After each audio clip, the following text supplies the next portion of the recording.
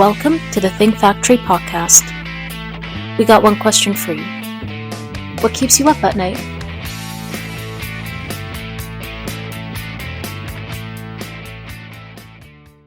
Hi, everybody. Welcome to the Think Factory podcast. I'm your host, Mark Steinerman. Super excited today to have Mark Whitehead on. He is the CEO of NDAY Security, and we're looking forward to talking about all things cybersecurity today. Super interesting topic. One of those things that, a lot of people kind of hear the term, but they don't really know what they're talking about. So excited to have a real expert on the podcast today to talk. How you doing today, Mark? Hey, I'm doing great, Mark. Thanks for having me on. We're excited. So why don't we just jump in and kind of talk about, why don't you give kind of your background and a little bit about your company? Yeah, so I'm Mark Whitehead. I'm a co-founder, CEO of NDAY Security. We're an offensive cybersecurity company. And so what people may say, what's offensive Yeah. cyber, right? The nice thing is I like to try and keep the terminology high level so you don't have to come from the space, no PhD terms. Just like a sport, you have offense and defense. Cybersecurity is no different, right? Yeah. What most people are familiar with are the defensive side of the house, like an antivirus or this or that that's catching things. The offensive cybersecurity side of the house are the testers, the people trying to score the goals to make it so your defenses are actually tested and they're going to work before you have to go into action with a real bad actor or a hacker against your organization. So is that like what they call white hat hackers? Is Yeah, that kind of what you guys are? yeah, exactly. And so if you look at the history of it, right, what probably a lot of your subscribers are going to hear about and know, or you hear about security assessments or an Yeah. audit or a vulnerability assessment or even a penetration test. These are all encompassing of what offensive security is, and there's a lot more to it. But it's basically let's find stuff before the bad actors do for your organization and actually just minimize the cost to your organization and risk that way versus building up a whole bunch on the backside to catch it maybe. You can really hone both of those together. Good yin and the yang when you use them together.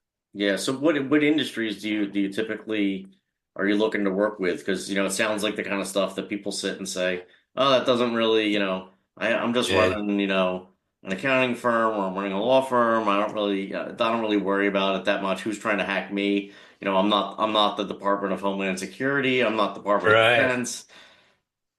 Yeah, no, it's a great question. So I'm sure you probably have some followers that in the product space. Everyone wants to know about what your ICP is, your ideal, Hmm. customer, et cetera. The nice thing about offensive security is everybody uses it, whether they know it or not. You tend to know it, you need it when you get breached, or you have some industry regulation that you need to go comply with, a vulnerability assessment or a penetration test, Right. but it applies across everywhere, whether you're in the medical world, there's HIPAA that you need this for, whether you're in the government space with CMMC now, you need it. Hmm. So the nice thing is I get to work with almost any type of flavor of customer in there. We are very sensitive to being able to service the SMB market, to be honest with you. It's a traditionally underserved market. And part of our thesis when we started NDAY was let's build enterprise grade material that you can use and scale in the SMB. There are different stats all around it, but you brought up a really, really good point. I'm too small, no one's going to care about me, blah, blah, blah, right? We've worked with hedge funds that have 50 people, a very small organization. You'd say that's a Hmm. small business. They have $1 billion of revenue sitting back down there. You have, doctors' offices, lawyers' offices, all that kind of stuff that employ, 5 to 10 people again. But the systems on the back end, if they're impacted, and where the bad actor can go to pivot into is very interesting to them.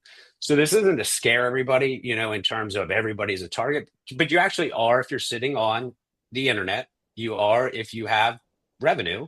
You are Hmm. if you're connected into something an attacker really cares about, because you may be easier to go and get in than the actual front end target.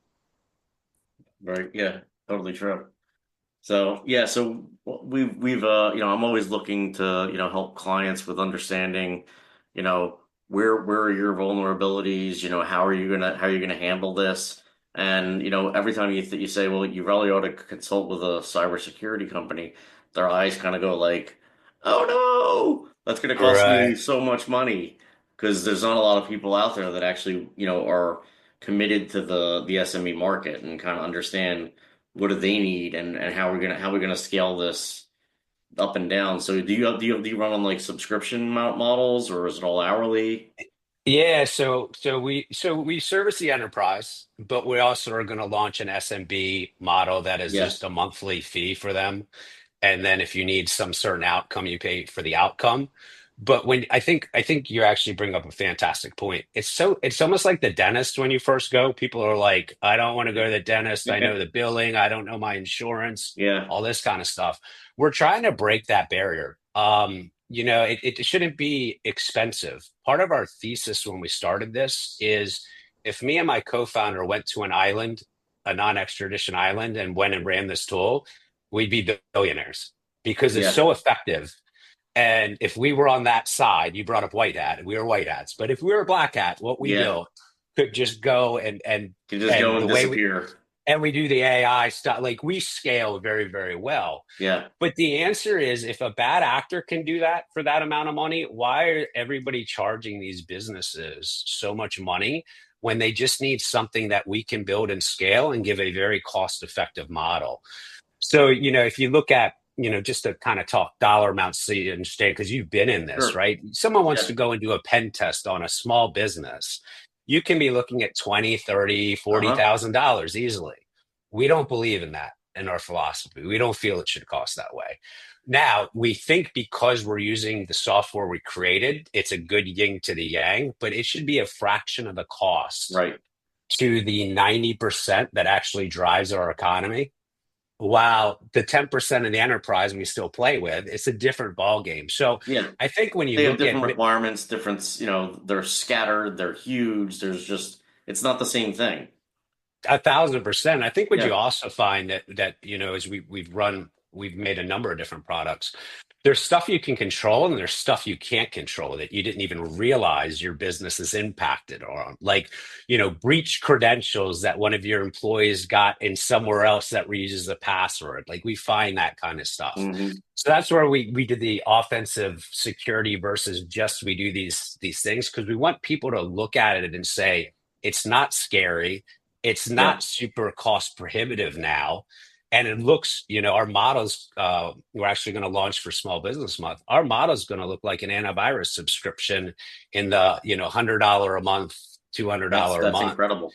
Yeah, but I think that's when you look at all the stuff making the news in this space, Yeah. that's not what's making the news, right? It's what Nope. Series A or B round and who did what. But the common industry and the people who really need this service aren't going to spend $100,000 to get it. They're going to assume the risk. Yeah. Now that can be wrong, right? I mean, you can get your business shut down that way, or you could, get into millions of dollars if you're the wrong target, right? But being able to help them cost affordably with our system and AI and the way we do it, Hmm. proactively stop all this stuff, just minimizes risk so much more. That's, I think, the when I look at NDAY, the differentiate is just we built something enterprise grade. We built it to a scalable model. Yeah, I mean, that's a completely different model than I've seen. You use the four-letter term that, is kind of, I come from the GovCon world, and, Yeah. most contractors I know that are in the SMB space, which is, they consider that CMMC as, they don't want to say CMMC as their four letters. They have a whole nother set of four letters for what that is for them. Uh, Yeah. because the cost of it has been, it's incredible what they're charging, these consulting companies are charging. So it sounds like you have a big piece of, kind of what's because once you get compliant, right, you still have your forward requirements as to what you need to Yeah. do to stay CMMC compliant. And a lot of it So, is, sounds and like one what of you them guys are is going to do. continuous monitoring of vulnerabilities. Yeah. So look here, I think, I grew up in this space. So I've been in this 25 years, well, almost 25 years. Um, I got my chop, and I know you've been in this space. You remember FISMA? Yeah. Federal Information Security Management Act. So that was for me one of the first ones that you see everything kind of draw off of in NIST Yeah. 853. We won't It's all coming from the same place. Yeah. yeah, we won't geek out on all the terms. I think CMMC had a very good intent. I think the defense industrial base is one that's under constant barrage. Yeah. I think we need to find cost affordable solutions for these organizations, and we're part of that solution. Yeah. I've grown up in the big four. I used to work for big fours as leadership. I've grown up in the contractor space, so I know the Hmm. threats they're responding of assisted government agency, like all this. But when you look at it, regulation should not drive up the cost that other people are going to have to bear. And politics aside, you see this playing out in our world right now, right? 100%. Yeah. I don't think anybody intended regulation to now make it that this part of the supply has to go up 300% because you need this. I hope what you're going to see around CMMC and all these regulations, now that we have some, let's take a breathing step back. I actually made an article about 5 years ago that is like, are we over regulating now? Yeah. And I think the answer in some regard, yes. I Yeah. think there's some very, very good baseline platforms that need to be updated a little bit more. Um, and I think they need to be applied to industry specific. But does it get to a point that you need to be doing, for let's do your example, right? Maybe it's a company that's doing 1 million of revenue, feeding the DoD a motor for a helicopter. Hmm. Do they now need to be spending, and I'm just going to ballpark, 100,000 or 250,000 every year to do that? I don't think anybody had that intent. I think we're seeing how that plays out right now. Yeah. There's, this is definitely one where there's a lot of unintended consequences, and the cost has really been it. I mean, they're Yeah. saying, I mean, you can't get, if you want a level two audit, you can't get it for less than 30 to 40,000, just the audit. Right. And the Right. preparation, most of the companies that I'm seeing are spending in that 150 kind of range because they don't, not just for the consulting, but also for the tools that they don't have, you know, like, And so it's interesting when you look at this whole thing, right? So the platform that we built is called the Attacking Platform. And when we have insurer customers, insurance customers, when I show yeah, it, they're like, you build a ransomware platform like the hackers have. And the answer is yes, that's what we did, but we did it for good, right? yeah, So a customer can get the same perspective that the ransomware actors have against them, right? But when you look at that, that makes you question why we're driving all this cost. If you can have a startup our size go and create this, yeah. why are we spending all of this money on It's a these very hundred good thousand question. dollar tool? So that was our thought process on why we started this company. Is like, if we get and build the platform like we would if we wanted to go to an island and we're on the other side, how will we build it? Yeah, Let's build it for business outcomes. You can use a lot of AI safely to drive the cost down for organizations, which not a lot of people are talking about. And if you control that well, you can hit an enterprise grade product, but also go and service this SMB that's traditionally underserved, traditionally hmm, cost prohibitive, traditionally um, I wouldn't say non-educated. They just shouldn't be focused on the terms that yeah, you and I understand being in this space. One of the things we have is actually a grading system based on exploitable vulnerabilities, what your score is. yeah. People understand that, right? We've all been to school. We We've all been to understand A, school. B, We C, all D. get grades. Yeah, You don't want to understand that you have a Cisco router that's exploitable, and here's my POC code that I can pop, and it's sitting right here. Do you want me to do it? You just want to fix that score. So that's where I said when you take a fresh look at this whole problem set and really the compassion that you need to have for these businesses, hmm. we just flipped the whole model. We're like, let's build it like we would build it in this capacity. I love it. I mean, it falls in everything that I believe in as somebody that works with small businesses on a consistent basis. So I Yeah. appreciate the the thoughts and the efforts that you guys are going to put something in the market that actually can help people. So And it's it super also cool. helps us in the enterprise space, to be Yeah, honest with you, right? Because as they graduate, they remember this, they've allocated budgets differently. So once we're in and they grow, it's very yeah, hard to get us out when we're at this cost equation. And we're actually very profitable in how we're doing it. So it's a very like I joke with most of my customers. I don't call them customers. I call them partners. yeah. we're giving you a great service, great price. You're happy. You're allocating budget elsewhere differently. And we actually go above and beyond giving you recommendations on how to fix stuff. Once we see your environment, we're like, MFA would really slow us down here. Mm-hmm. Well, now you're making investment decisions smartly. And I think that's when we go back to like offensive security versus defensive. You Yeah. use this to sit and say what's really challenging us. We're very experienced. That would challenge us. That's $50,000 well spent over there. That $2 million thing, like, look, I got a bypass for it right now. Don't go spend that money. Yeah. So one of the things we always ask everybody that comes on the podcast is, what keeps you up at night? So, obviously, you're a cyber guy, so there's a whole lot of attacks out there. Is that what Yeah. keeps you up at night, or is it just the overregulation, or is it just business in general, like Look, I think like we're all experiencing? Yeah, I mean, look, I would tell you, I'll give you a couple different levels. As a business Sure. owner, right? Uh, I care about happy customers. I care about growth. I care about our team. Yeah. Like those things keep you up at night. How you go and make sure you're getting the right messaging for this group, and really, like you and I on a podcast, everything I'm saying makes sense. How do you spread that word, right? Right. That's probably right now what keeps me up at night, because we have the right messaging, the right pricing, and the right product to really, really push. I'd say on the business side right now, that's what keeps me up at night. Mm-hmm. I've lived with cybersecurity for 25 years. It used to keep me up at night. I used to have pagers. I used to get woken up. We built a platform that resolves all that, so I don't have that. I mean, look, we're in a very interesting time. I think you're always in an interesting time. People look back in the 1970s, the Yeah. 90s. There's always interesting things. Um, I would tell you geopolitically, it's a very interesting time, with adversaries and how we're going to do cyber warfare, if we quote unquote do it or not, right? Like, I Mm-hmm. think that's a very interesting thing.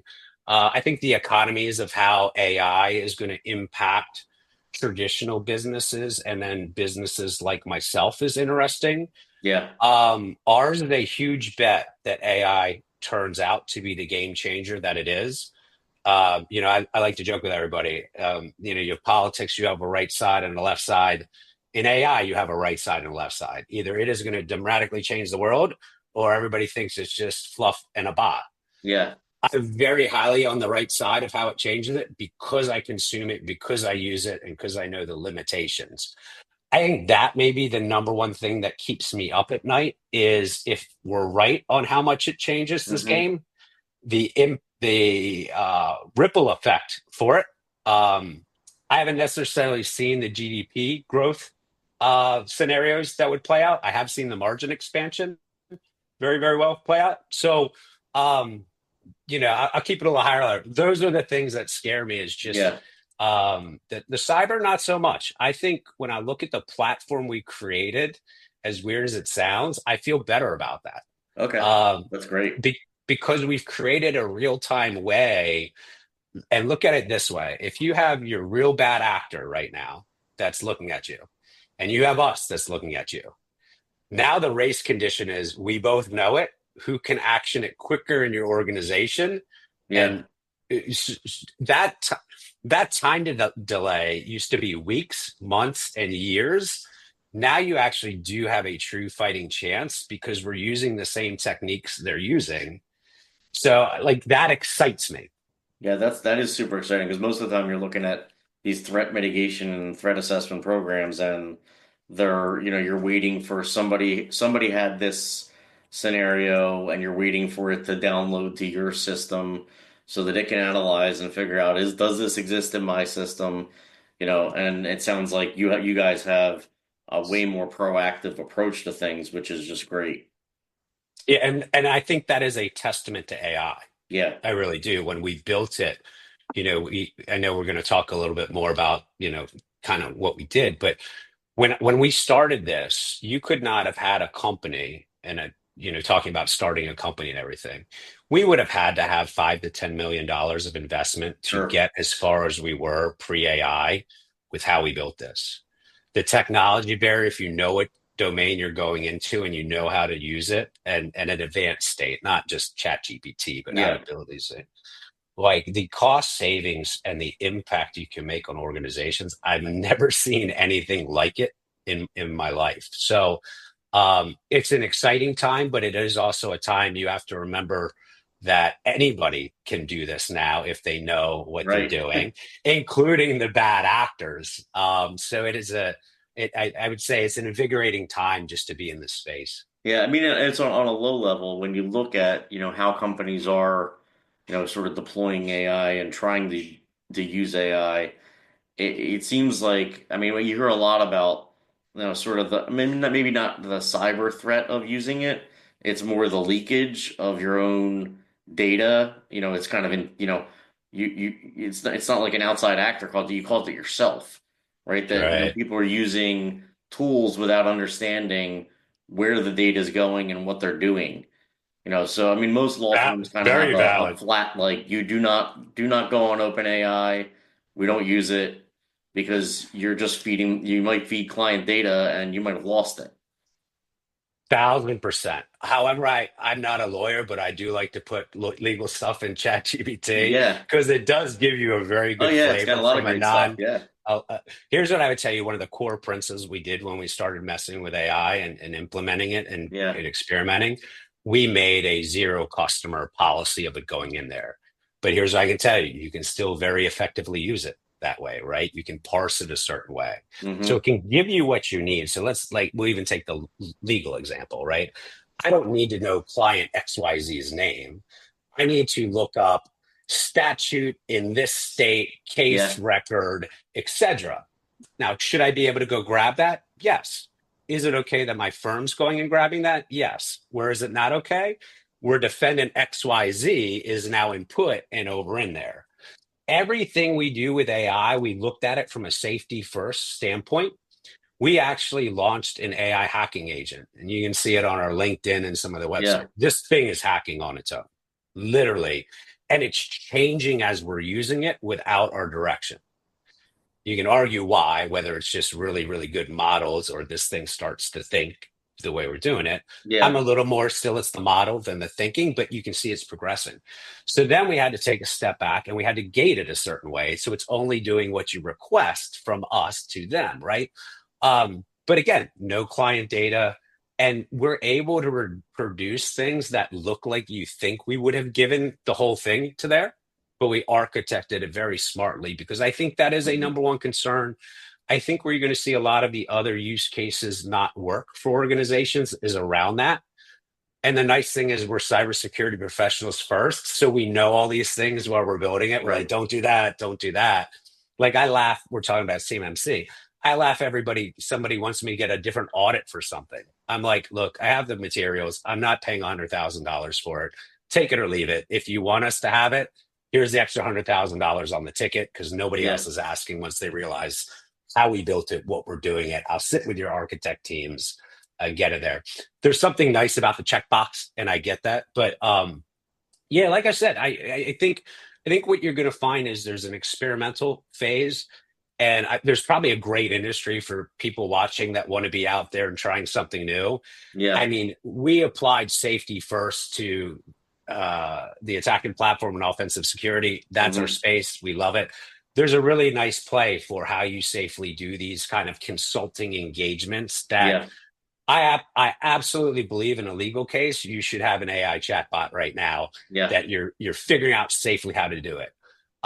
Medical stuff, pretty good. I mean, Yeah. it's got a lot of data that, I mean, you read the internet, anytime you Google something, you're going to die from it, right? Uh, but I mean, this thing is taking a whole bunch of stuff, and I've used it for medical stuff. So Yeah. I think there are a couple basic principles. If you apply it, you should say I do to it versus I don't. Things to watch out for. It will hallucinate to you. It will lie to you. Yeah. I mean, I'm sitting here arguing with our AI bot, and I'm like, do not lie to me one more time. It's like, I'm Yeah. sorry. It's like, come on. Like, this is like an employee at this point that I don't trust. But once you get through it, it's super amazing when you know what you want to build. Like, so penetration testing reports historically took hours to days with Sure. consultants to get you that. We build them in 43 different languages in 2 minutes. Yeah, it's amazing. Absolutely incredible. Yeah. So why don't you talk a little bit about like kind of your journey to start up this business? And I mean, it sounds like I mean it's definitely been your space for 25 years. What made you say, hey, and with your founder to go ahead and say, hey, let's attack this, let's solve this problem. Couple different things. I probably had this back of napkin at previous employers that I couldn't do what I wanted to do. Yeah. You know what I mean? And you just always had it there. I left the offensive space for the first time. Went to a really cool startup in the bot space. Okay. So for people who don't know what bots are, they're automated things at scale going after organizations, particularly in the e-commerce space, et cetera. So I was an exec there, and we did an M&A, and we went over the M&A, and we got it all together. And so when I looked at the timing, and this is about 2022 and 2023, a couple of different things. Mm-hmm. AI became relevant where I was like, we could do that with AI. We can build this thing super lightweight, right? So we don't need huge capital investment. We don't Right. need to go the A, B, C selling ourselves. We know the space, so we know the pain points. We know every pain point. Um, the industry in 2022 and 23 did a shockwave, right? You've got people debating whether it's here or not to stay or whatever. Um, and I looked at it and I'm like, look, we've got the e-commerce principles most companies don't have in the offensive space. And there's a natural journey that this space is going to go. Everybody's going to get to the same spot. Let's get there first, as Yeah. lightweight as can be, as flexible as we can be on pricing, because I really do believe that we can let 90% of the bigger actors play in the enterprise space. If you're the right solution provider for the SMB space, and you can use that as a lever into the upper ones.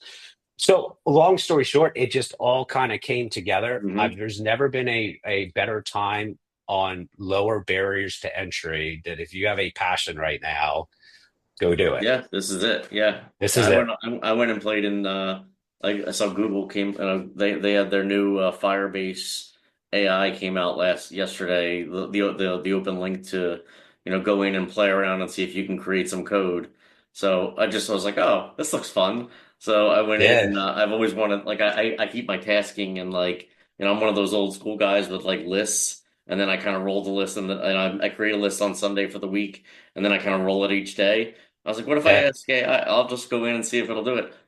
In 20 minutes, I have an app that is exactly, I mean, it's pretty close to what I would like it to be without knowing. It's I couldn't code, I don't know the first thing about code. And I literally just, uh, it was all the prompt engineering and how do you engineer your prompt and what are you going to get out of it? I was like, and it deployed it to Firebase and made it a web app and it's actually functional on my laptop. That's it's crazy. it's dude, I joke with my co-founder because I can check him a little bit more, right? If you look at his role, he's CTO, he's very more technical than me. But I have, some of the let me guide it here for the, the market and stuff like Yeah. that. But I can check him a little bit because I'm like, John, can't we just do this, this, and this? And it's like, I mean, we make these quizzes, right? Just because we think we should be giving back to the community. I mean, there's something that they take us maybe 2 to 3 hours to do. And it used to be something you paid for, but we're like, Yeah. look, there are people who need a fighting shot at these jobs. Entry level is going to be under pressure because I can see it from what we based. So, like, let's pro bono give these things out for people. But yeah, I mean, That's we are all. I doing like that. them. Yeah. We're doing them very, very, very, very quickly. I think what's interesting about the technology vertical of what you're seeing, and when we talked about why we started a business, and is this the trend, or is it going to go back up? I think what's interesting about AI and technology, and specifically cybersecurity, humans made the code. Humans have been the ones that are going and trying to fix it in the organization. Hmm. Humans may be the problem. So if you get it Yeah. to a point that a system can code and it knows all the ways that you're going to go break in, Yeah. and you have it so it audits on the back end, to us, this is, I don't think a time that we could sit still and not say, if this is the right time, this is us. Yeah. The technical term for NDAY of how we got our name is it's actually in our space, this very specific thing. So people will probably hear about 0 days or things you don't know about. You hear Hmm. about them on the news. They're the ones that get all the news. They normally impact a very small amount of companies, but when they Right. impact one, it's like a Microsoft or a Google, Yeah, like it's they a have big one. ramifications. Yeah. Yeah, someone spent a lot of money to go break into that organization. And end day is actually when it goes from an unknown vulnerability to a known vulnerability, Right. which is where most organizations suffer. They don't suffer from the 0 days, they suffer from the end days. So we're like, let's just educate the world. Let's name our company after it, and let's go build something that everybody can go and consume it. But AI is largely a principle that you can go and build that around. You couldn't have done this. One of my previous roles, I managed 150 testers, 6,000 engagements, 1,000 Hmm. customers. Let me tell you what my delivery was behind Yeah. the scenes. We always joke it's like the duck underwater, right? I look cool and calm above when you get on a meeting, but Yeah, you're down below just you're just you're just we're paddling going, away. going. Yeah, I Yeah. mean, so we put it so there's none of that. The duck is the platform, and it's going smoothly across water without having to kick. So what I guess as you kind of look forward, I think we talked a lot about kind of looking forward, but where you see is the biggest challenge? Is it just the adoption of AI and how it's going to be adopted? Is that kind of where you really think the rubber's going to meet the road? I'll tell you, one of my advisors gave me the best advice when we were starting down this path. And this guy's very seasoned. Like he's one of, when I said the people that understand and know how to do the Yeah. models, and like he's one of those. Said, if you fight AI at what it's good at right now, you're going to lose that battle, right? It's almost like stubborn. It doesn't want to do it yet. When it's good at something and you can use it for good, it's the most amazing tool out there when you can get it to repeatable and Right. dependable. The unknown to me right now is when these new models come out and new companies come out and different things. Overnight, they are changing a game that used to take 5 years, 10 years. So it's going to be interesting to see where they actually get in terms of almost an end state to where you're like, that definitely is 1,000% learning. You know what I mean? Hmm. Like, and there's no modeling. Like it's almost got a brain and neurons. Um, I don't know if we get there. Where we get right now, I use this analogy right now. It is very good, like you mentioned, your app, right? It's very good at making the bricks right now. Hmm. The entry level of coding to me I keep going back to entry level. The entry Yeah. level in all this to me is a very challenging space to be coming in this spot. Now, can it go and make the foundation and the whole house when I talk about computer code? That's where it struggles right now. But I would also tell you from our perspective, I don't have $100 million in a data center trying to solve that problem. We're waiting Right. for someone to solve that problem. Whoever solves that problem is really, I think, going back to the philosophical thing that I was talking about. If computers can make the programs themselves and not introduce the human code problems like we go and check for, and they do it very well, it's kind of an end game in a lot of the industries. That Yeah. was why we chose this timing. No, I love it. I mean, I think you guys are onto something. How do people contact you? How do they get a hold of you? We have a website. We have social media over LinkedIn. A lot of it's going to go to me or my co-founder right now. Yeah. Like we love still working with customers. You'll see a lot of organizations that think they can get very lean to certain revenue targets, and we're actually proving it, right? I mean, sometimes you may get a bot, you won't know it's a bot that's responding. Sometimes you get us. But you can, I think for any of your listeners that are in the space of making a business or want to Yeah. try it, right? There's never been a time that you can get more revenue per employee I've ever seen in my life if you know how to do these things. Technical barriers not there. The thing you're going to run into is the powers that be that are the old guard that have these things in to protect you from getting to the next level. But you should be fortunate very early on to hit them. Yeah. I think that's great. I really appreciate your time today. I think there's a lot of really interesting stuff here. You guys are doing some amazing work and, excited to see it grow. And, as you guys get your name out there, and hopefully, we can push this podcast out. People can share it and see, and talk about, when there's actually a solution for small and mid-sized companies that are out there. When you're all looking at, how am I going to solve this problem? How am I going to make sure I'm taking some steps to be have good cyber hygiene and do the right things? Here's a solution for you. Yeah, thanks for having us. Like I said, I think you said what keeps me up at night. You're helping me solve it. I think people Yeah, just need to understand that world is not a scary world. There are options to make it non-scary and actually just make the world a safer place as we're going through this as is to be. So I appreciate your time and invitation to hop on. I appreciate you too. That's all for today from the Think Factory. Thanks a lot.